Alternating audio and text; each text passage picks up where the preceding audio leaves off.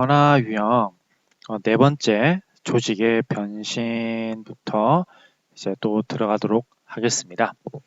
자, 페이지 414페이지죠. 그래요. 페이지 414페이지입니다.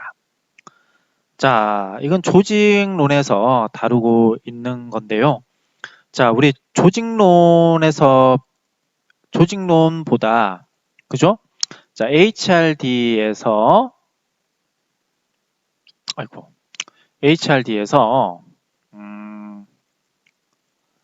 좀 더 강조하는 지점이 어디냐면 바로 변신이에요. 그죠? 자, 우리는 왜 변신을 다루냐면 그죠? 교육과 훈련을 이용하여 어떠한 변신을 일으켜야 되는데 이때 변신이라는 것은 변신 혹은 변화 이때 체인지죠. 영어로 말하면 자, 이건 나쁜 쪽에서 좋은 쪽으로 좀 낮은 쪽에서 좀 더 높은 쪽으로 이동한다는 의미를 내포하고 있습니다. 그렇습니까, 여러분들?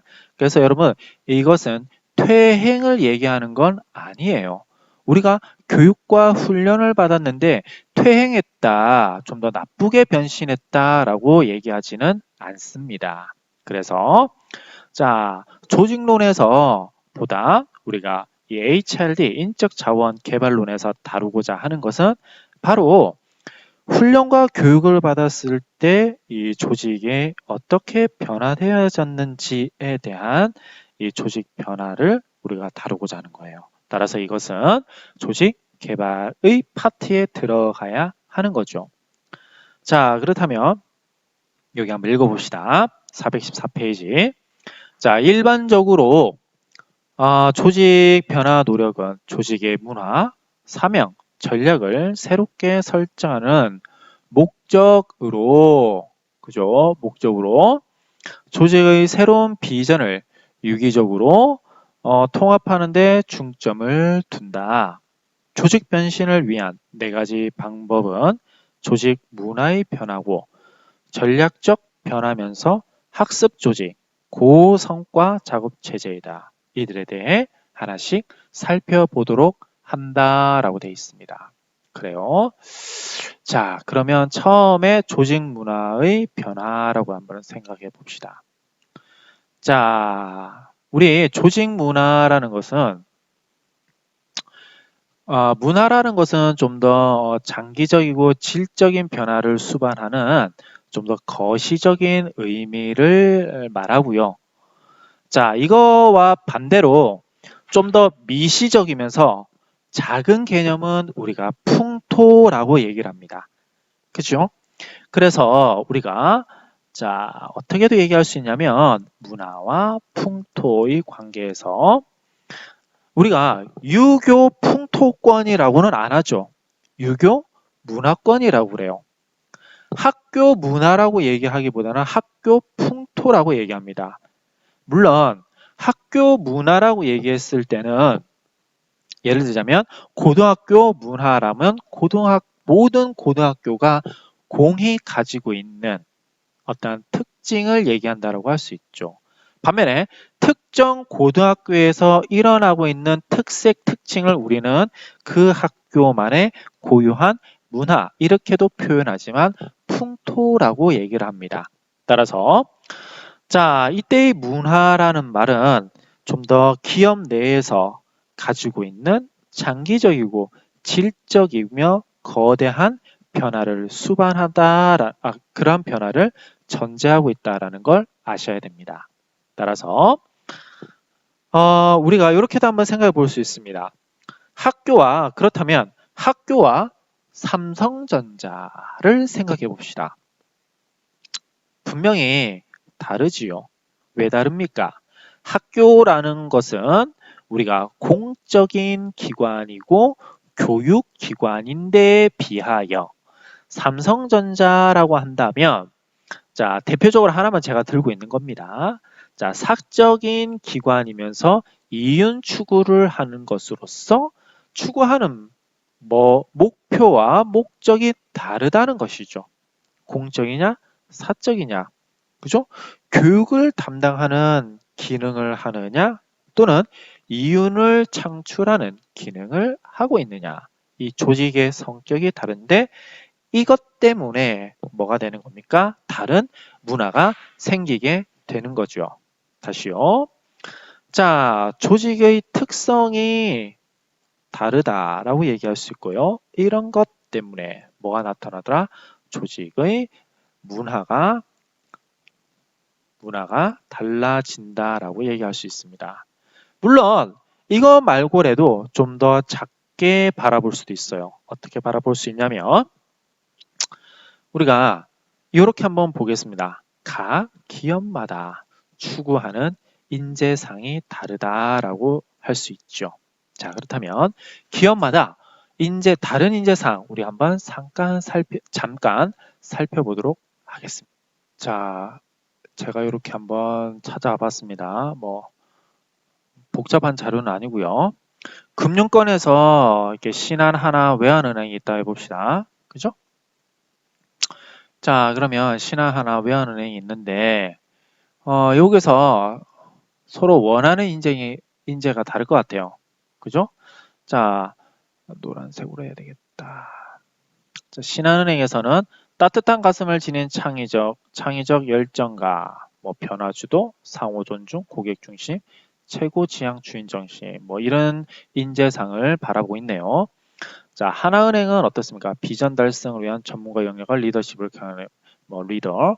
외환은행은요, 항상 고객 중심에서 행동하는 프로그램이에요. 뭐 정직하고 고객으로부터 신뢰받아.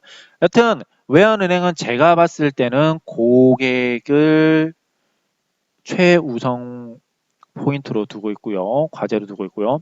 하나은행은요, 리더십을 그죠? 최고 과제로 두고 있음을 알 수 있습니다. 다음에 뭐 신한은행은 뭐 주인 정신, 주인 정신을 최고 가치로 두고 있는 거죠. 달라요. 서로가 가치가. 그러니까 이렇게 다른 뭡니까? 인재상. 이것이 결국에는 다른 문화를 만들어낸다라고 할 수 있지요. 그죠? 우리가 여러분들 삼성전자나 현대나 이런 식으로도 또 기업들이 다른 이미지라는 것이 있죠. 이건 바로 다른 기업 문화를 나타냅니다. 쭉쭉쭉 이렇게 다른 기업 인재상을 말해보면요. 뭐 디스플레이 인재상 여기 쭉쭉 있네요. 그죠? 자, 이렇게 열정과 전문성과 팀워크를 가져야 된다라고 얘기하고 있고요. 자, 또 다른 데도 한번 쭉쭉 보시면 자, 현대스틸에서는 예를 들자면 뭐 정직하고 금검한 현대인, 창조적 예지의 현대인, 뭐 적극 의지인 현대인, 강인한 추진력의 현대인이라고 되어 있습니다. 그래서 이러한 풍토가 바로 조직 문화에 다르게 기여한다라고 볼 수 있어요. 그죠? 자, 그렇게 되어 있습니다. 그래서 조직 문화의 변화. 이것은 415페이지 첫 번째 문장을 읽어가면서 정리하도록 하죠. 조직 문화 변화는 단순히 가치관, 신념 규범과 커뮤니케이션을 바꿔 제시하여 근로자에게 전달한 것 이상의 의미를 갖는다. 문화적 변화는 기존의 패러다임이나 사고방식을 바꾸는 복잡한 과정을 거친다. 예를 들어 조직의 문화적 다양성을 갖기를 원한다면 기존의 조직 패러다임을 근본적으로 변화시켜야 한다. 조직은 작업장 내에서 밖에서 근로자 상호 간의 관계에 영향을 미치는 새로운 가치관을 받아들인 것이다. 다시 말하자면 이렇게 되는 거예요. 그렇죠? 자, 아까 제가 보여드렸던 금융권 세 군데 있죠? 여기 있습니다. 다시 뭐라고 얘기할 수 있냐면 신한은행은 뭐 예를 들면 창의성을 좀 더 강조하는 그 조직 문화를 가지고 있어요. 외환은행은 고객을 좀 더 강조하는 문화를 가지고 있습니다. 그러면 신한은행에 갑자기 우리는 창의성을 버리고 고객으로 할 거야 라고 하면 이것을 채택함으로써 나타나는 파급이 있겠죠. 예를 들면 뭐 부서가 바뀔 수 있고요. 또는 업무 형태가 또 바뀔 수 있습니다. 자, 이런 것들이 다 바뀌어져요. 이렇게. 그럼 이런 바뀌어지는 거에 대한 여러분들이 자, 다시요. HRD 담당자는 어떻게 될까요? 이러한 변화되어지는 부분에 대해서 다시 교육도 해야 되고요. 훈련도 해야 되겠죠. 자, 그러면 여러분들 여기 봅시다. 이러한 교육과 훈련을 하기 위해서는 이러한 변화와 파급 효과에 대해서 HRD 담당자는 미리 알고 있어야 되겠죠. 미리. 이해가십니까?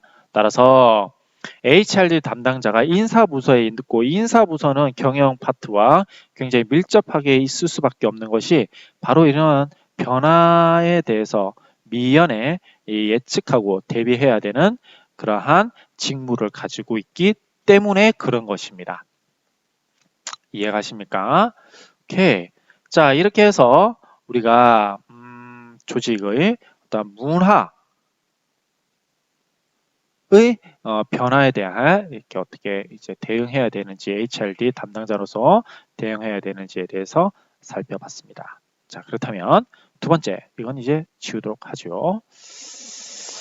자, 두 번째 전략적 변화를 한번 가보겠습니다. 전략적 변화는 시스템적 변화를 요구하는, 예를 들면 이 다운사이징이에요. 이 다운사이징은 쉽게 말하자면 구조조정입니다. 구조조정. 자, 구조조정하고 좀 반대되는 개념이 뭐냐면 M&A예요. M&A.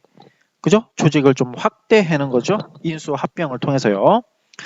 자, 시스템적 변화를 요구하는 조직 목표나 사명 내에서의 근본적인 변화라고 볼 수 있다.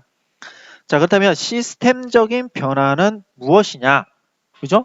자, 이 전략적 변화와 비슷한 것이요.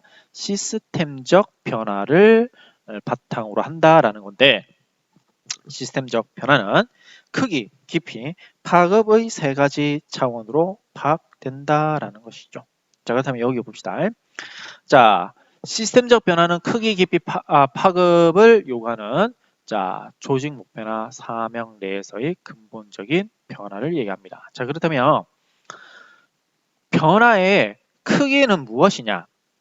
교재를 한번 읽어가 보죠. 자, 위에 세 번째 줄입니다.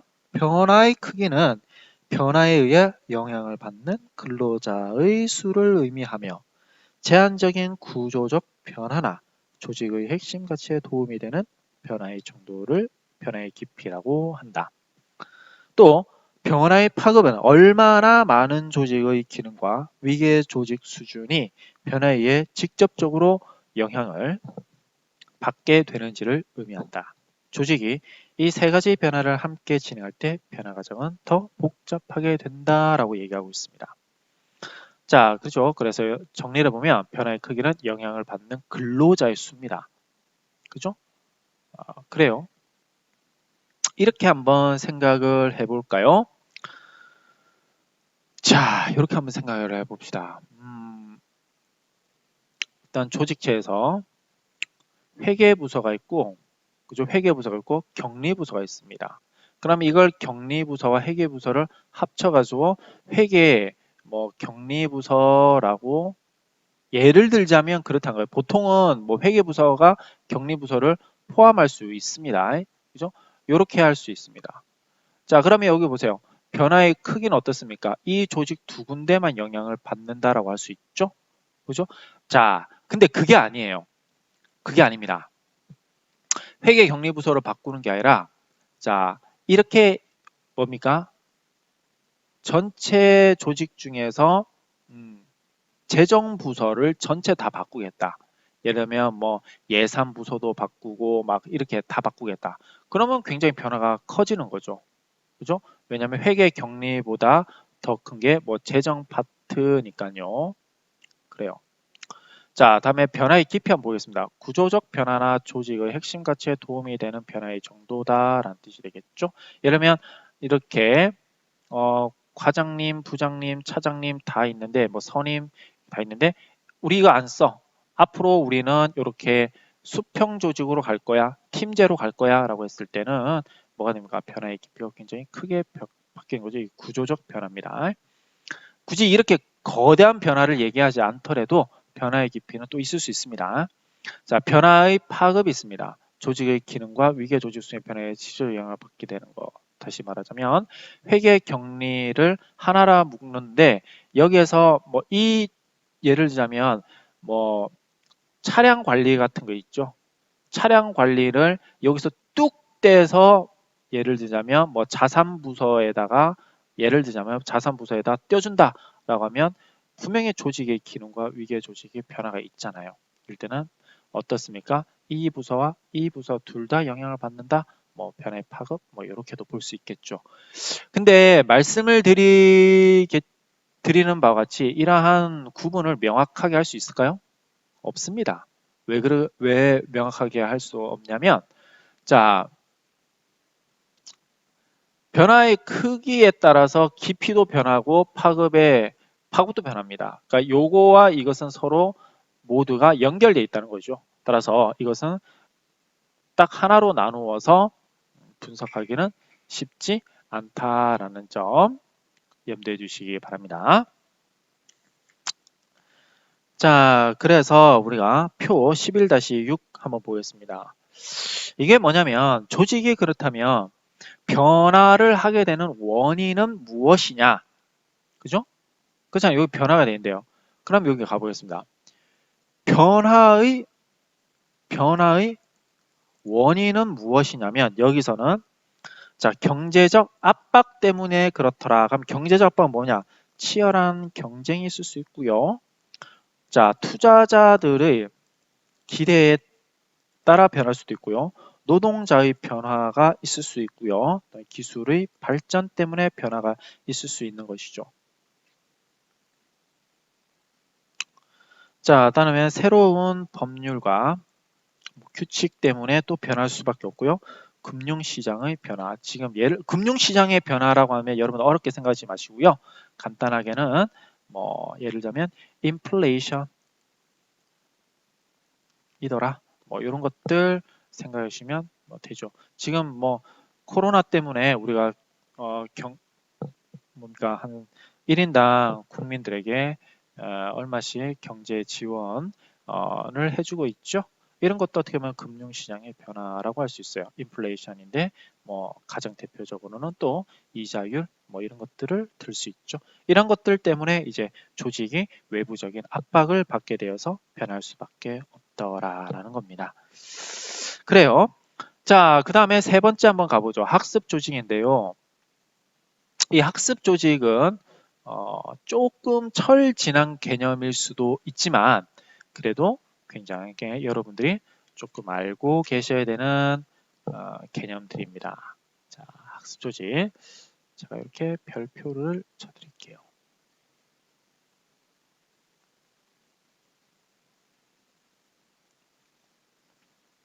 자, 학습 조직 우선 읽어가 보겠습니다.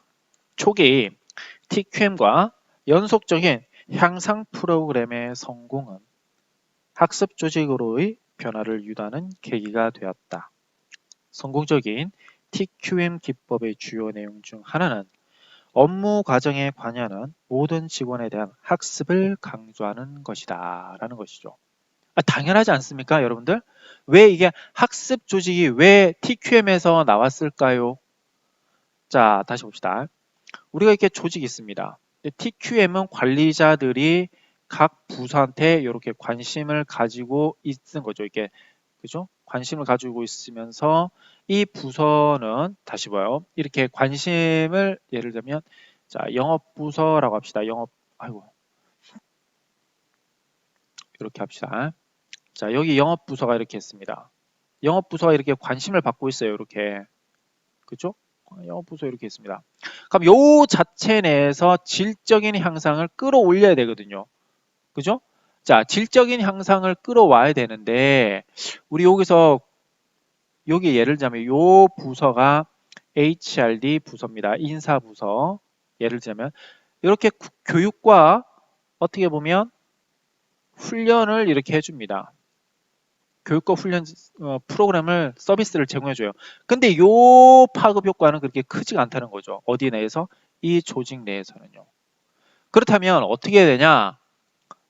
얘네들 자체적으로 이것 이외에 얘네들 자체적으로 이런 노력을 해야 된다는 겁니다. 이러한 노력을. 그죠? 이러한 노력을 해야지 이게 생산성이 높아진다는 거죠. 이해가십니까? 그래서 이 조직 내에서 서로 공부하자라는 것이 바로 학습 조직입니다. 그러니까 학습 조직은 뭐 새로운 개념이라기보다는요, 각 조직의 그죠? 각 조직의 특성에 맞게 이제 그 연구와 연찬을 하자라는 거죠. 연구와 연찬을 하자. 그렇습니다. 연구를 많이 해야 됩니다. 지워볼까요? 자, 분명히 여러분들 생각하지만 대학교 1학년과 그죠? 대학교 1학년과 대학교 4학년들은 차이가 있죠?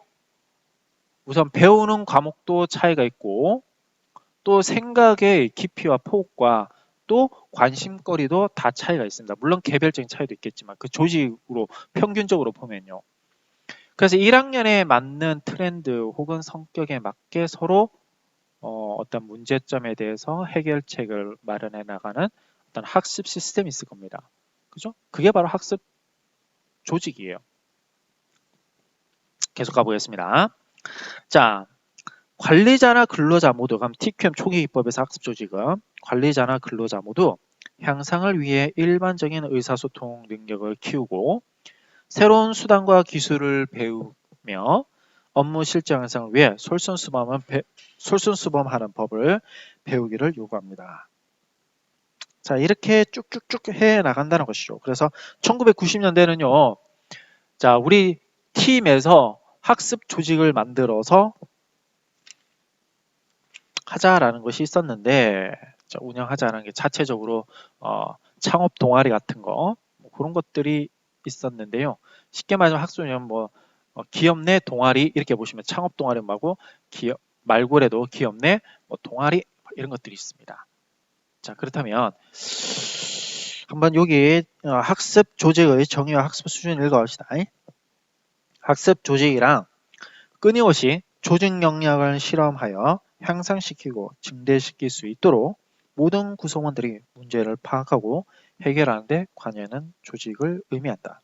이것은 근로자들에게 끊임없이 학습하도록 요구하기 때문에 여기서 보세요. 근로자들에게입니다. 그죠? 다시요. 모든 직원 다시 근로자입니다. 이게 학생이 아니에요. 다시요. 얘네들 학생이 아닙니다. 그죠? 학교에 있는 학생이 아니라 실제로 돈을 버는 근로자들에게 학습을 강조해요. 이게 좀 다른 겁니다. 그죠? 자, 학습하도록 요구하기 때문에 조직적 패러다임의 변화 또는 감마비. 감마비는 저번 시간 때 배웠었죠? 자, 감마비가 어디에 있냐면, 자, 잠깐만요.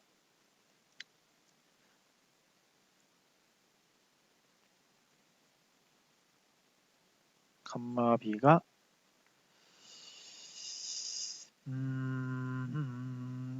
감마비가 392페이지에 있죠. 그죠? 감마비의 변화. 그래서 개별 구성원의 인식 변화에서 제일 아래편에 나와 있죠. 자, 감마비를 변화를 필요로 한다. 학습은 최소 3가지 수준으로 일어날 수 있다는 뜻인데요.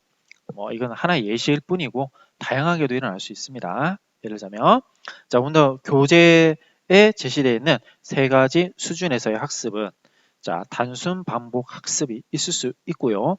이중 반복 학습이 있는데 자, 특정한 문제를 이끌었던 근본적 가정과 핵심 가치들에 대한 이해와 그것을 변화시키려는 적극성에 대한 강조다라는 뜻이죠.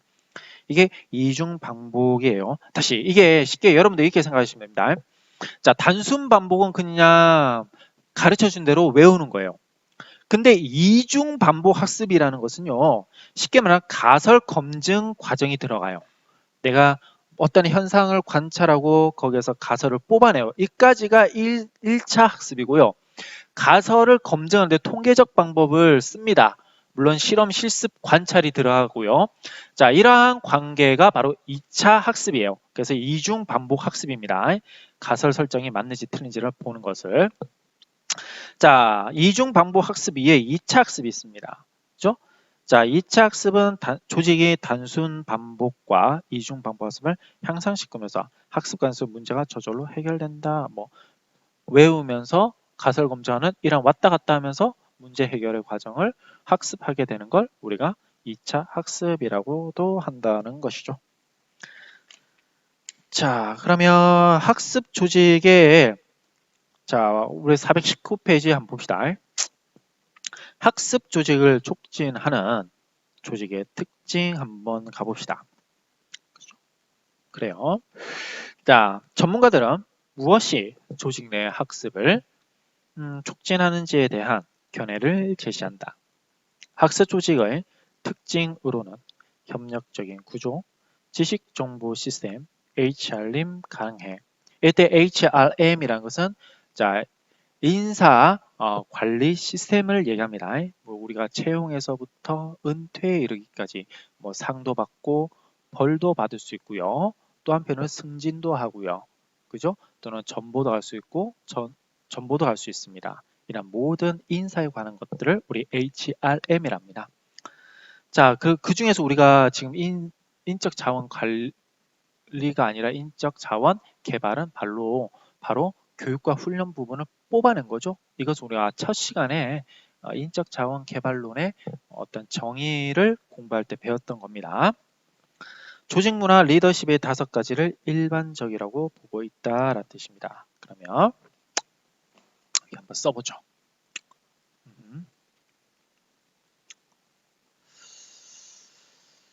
자, 학습 조직을 촉진하는 조직의 특징입니다.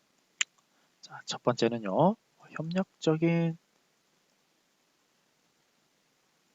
구조가 있어야 될 것 같고, 자, 두 번째 학습 조직을 촉진하기 위해서는요, 지식의 습득, 공유, 그다음에 유지를 해야 되겠죠. 당연하죠. 학습이죠. 이게 어떻게 보면요, 그죠?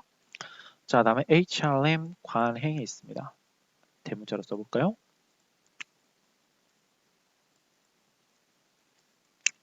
자, 네 번째는 조직 문화가 이제 공부하는 방향으로 가야 되겠죠. 그다음에 리더십도 공부할 수 있도록 이끌어줘야 될 것입니다. 자, 협력적 구조부터 보죠.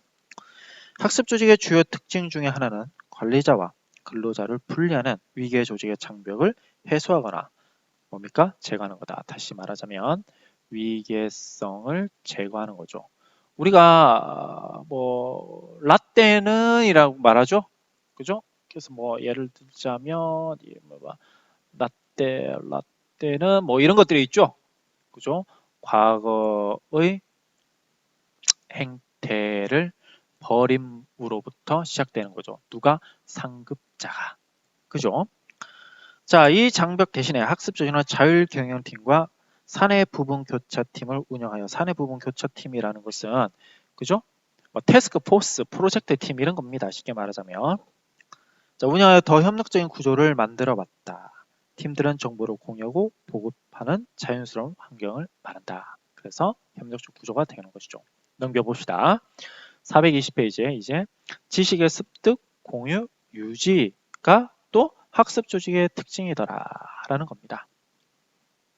보시면 자, 개인과 팀이 학습하고 문제를 해결하며 새로운 아이디어를 창출할 수 있는 반면에 조직의 현재나 미래에 이 새로운 지식이 습득되고 축적되어 조직 구성원들에게 이용될 수 없다면 의미가 없을 것이다.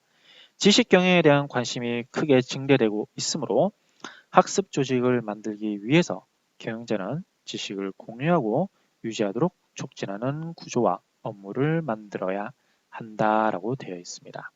당연하죠? 그래요. 자, 다음에 HRM 관행이라 했습니다. 이게 HRM이라는 것은 인적 자원 관리 업무라 했어요. 채용에서부터 뭐 은퇴 자, 은퇴라고 할까요? 그죠? 퇴직에 이르기까지의 모든 과정을 이제 인적 자원 관리라고 하는데요. 자, HRM, 즉 인적 자원 관리 업무는 학습 조직을 유지하는 데 필수적이다. 예를 들어 수행 능력 평가와 보상 시스템은 장기 업무 수행 능력을 향상시키고 신기술과 지식의 개발과 공유를 강화하는 역할을 함으로써 특히 중요하다. 또한 학습 조직에서의 HRD의 역할은 꾸준한 학습을 강조하기 위해 근본적인 변화를 가져와야 한다. 학습 조직에서 근로자들은 지식을 습득하고 전달하는 책임이 있다. 기존에 개발되고 교육 일정에 따라 실시되는 정규 훈련 프로그램은 빠르게 변하는 교육 요구에 대처하고 적시의 정보를 공유하기에는 충분하지 않다. 따라서 HRD 전문가들은 오히려 학습 촉진자, 즉 퍼실리테이터가 되어야 한다. 그러니까 어떠한 사회 변화에 빠르게 변화하기 위하여 미리 배우고 공부를 해야 된다라는 것이 학습 촉진자라는 것이죠. 자, 다음에 조직 문화 봅시다. 한 조직의 문화는 조직의 정체성을 특징 짓는 공동의 신념, 목표, 행동 패턴들로 구성된다. 학습 조직에서 조직 문화는 조직 전체의 학습과 지식 공유를 활성화시키는 요소를 내포한다. 예를 들어 학습은 종종 어느 정도의 모험을 요구한다. 학습 조직에서의 학습 기회를 갖는 모험을 받아들이는 것은 장려될 뿐만 아니라 요구되고 보상을 받는다. 그렇죠. 조직 문화가 학습으로 드라이브를 걸어줘야 된다는 것이죠. 자, 리더십.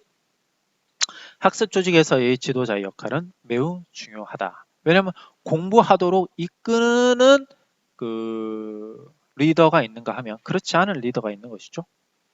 일부 전문가들과 실무자들은 학습 조직의 지도자를 학습 조직의 철학을 지원하기 위해 필요한 문화, 시스템, 업무 지침으로 조직을 움직일 수 있는 사람으로 강조한다. 특히 피터 생게는 이러한 리더십은 단지 학습 조직의 상부에서뿐만 아니라 모든 계층에서 필요로 한다고 주장하며 세 가지 필수적인 지도자 유형을 제시하고 있다.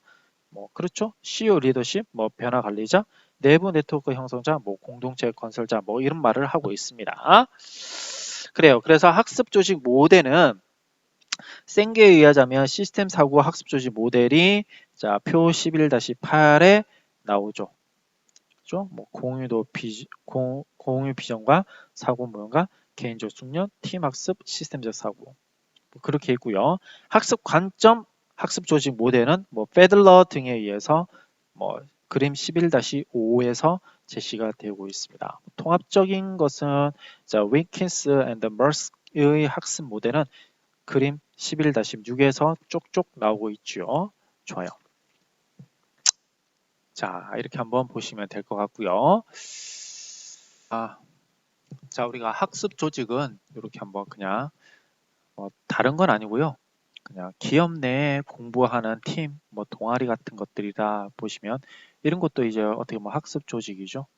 그죠? 어떤 문제에 대해서 이렇게 편안한 관계 속에서 이제 뭐 이렇게 밥도 같이 먹을 수 있고요. 보통 이렇게 한 사람이 발표하고 여러 사람이 들어가면서 또 학습 조직을 이끌어갈 수 있습니다. 보통은 이런 식으로 학습 조직이 이끌어갑니다. 원형으로 앉아서요.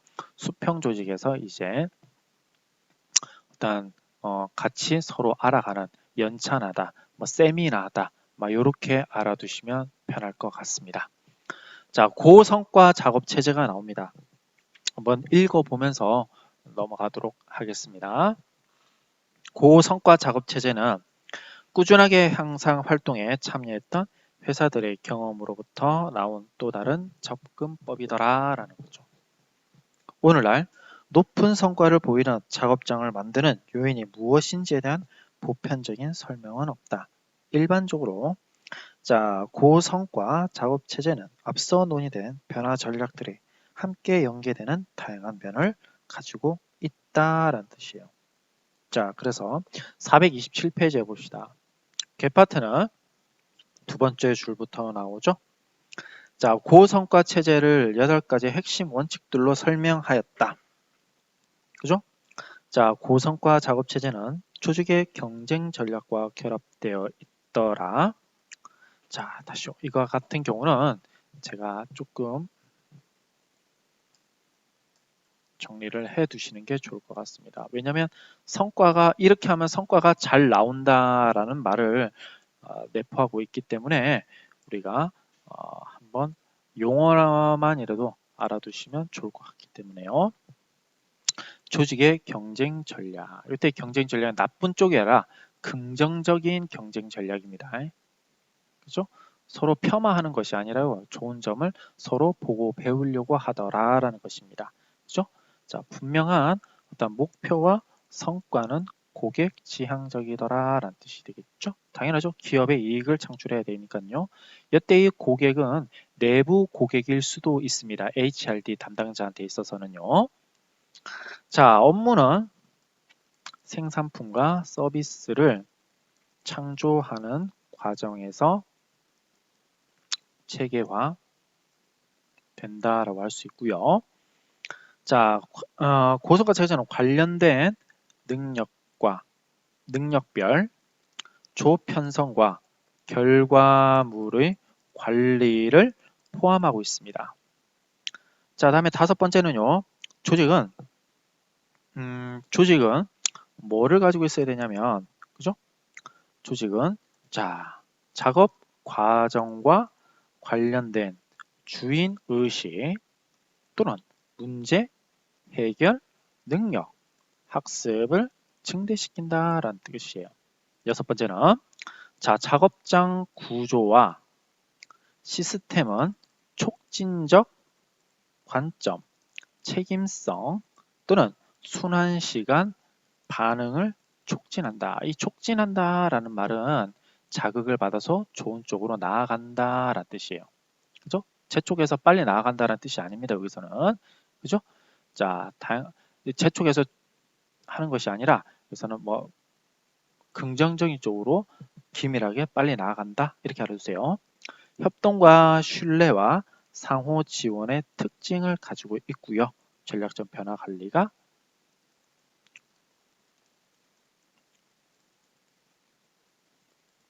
중요하다라고 얘기하고 있습니다. 이런 것들을 하면 자, 개파트에 하면 고성과 작업 체제를 완료할 수 있다. 그런 내용들이 자, 우리 428페이지에 쭉쭉 나와 있습니다. 그림 한번 보시면 될 것 같고요. 자, 그렇습니다. 그렇게 하면 자, 그렇다면 자, 429페이지에 조직 변신 전략의 효율성입니다. 그러면 변신은 다 할 수 있는데 이렇게 한번 생각해 봅시다. 그죠? 자, 우리가 효율성이 이렇게 Y축에 있고요. 자, 이것은 뭐 시간일 수도 있고 또는 뭐 노력일 수도 있고요. 또는 자원일 수 있어요. 자, 효율성이 조직이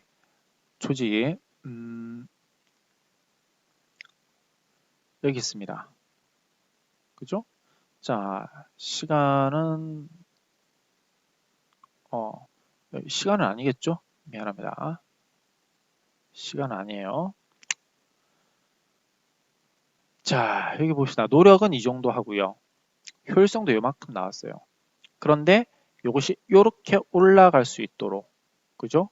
자, 노력은 요만큼 하고 효율성도 요만큼 나타납니다. 이게 나을까요, 여러분들? 요게 나을까요? 자, 이거 참 궁금하죠? A와 B 중에, 그죠? 자, 효율성은 같은데, 예를 들면 효율성은 같은데,